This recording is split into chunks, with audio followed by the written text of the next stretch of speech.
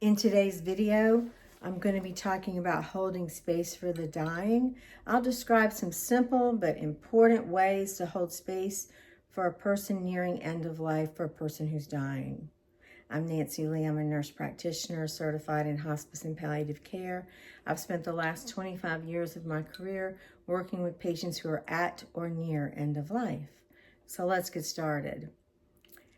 The most powerful thing that you can offer to a dying person are not your words, it's your presence. Dying is a sacred process. It doesn't require fixing. It doesn't require cheerleading. It simply requires the willingness to sit inside the sacredness of what's unfolding. Excuse me. And here's how that may look. Before you enter the room, you're going to want to take a couple of deep breaths and make sure that you're regulated and that any anxiety that you're feeling is released. If you're anxious, they will feel it. Your nervous system becomes the emotional thermometer for the room.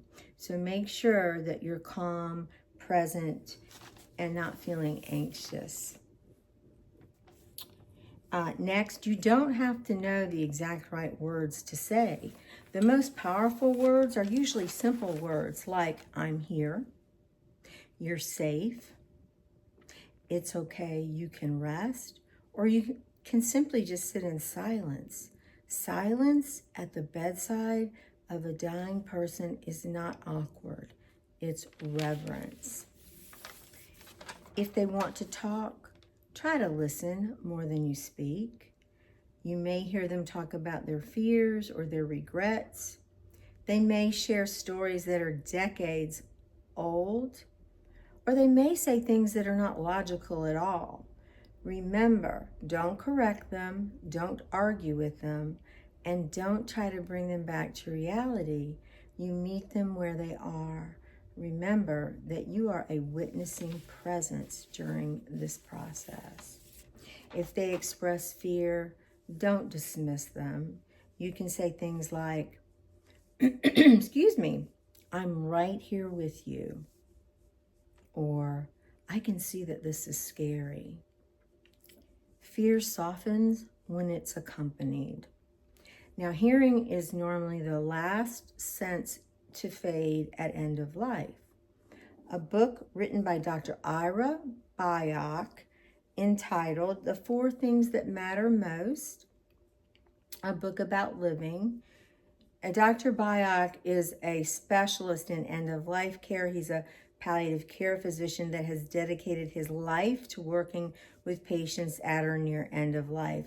In his book, he talks about 4 phrases that, if it feels right, can be very healing to say to someone who is nearing end of life. The first one being, I love you. The second one being, thank you. Followed by, I forgive you. And lastly, please forgive me. I've placed a link to his book in the description box below. I hope that you'll check it out. He has a couple of other books that are excellent resources for if you find yourself journeying with someone moving towards end of life. Lastly, I want to say this is really important to remember in the dying patients as you're holding space for them. Control leaves the body. Language leaves the body. Strength leaves the body. But presence is powerful until the very last breath. Holding space is not about expertise. It's about courage and love. The courage to stay, the courage to soften, the courage to love without having to control the outcome. Thank you for listening. I hope this was useful. Please like, share, and subscribe. I am trying to grow this channel.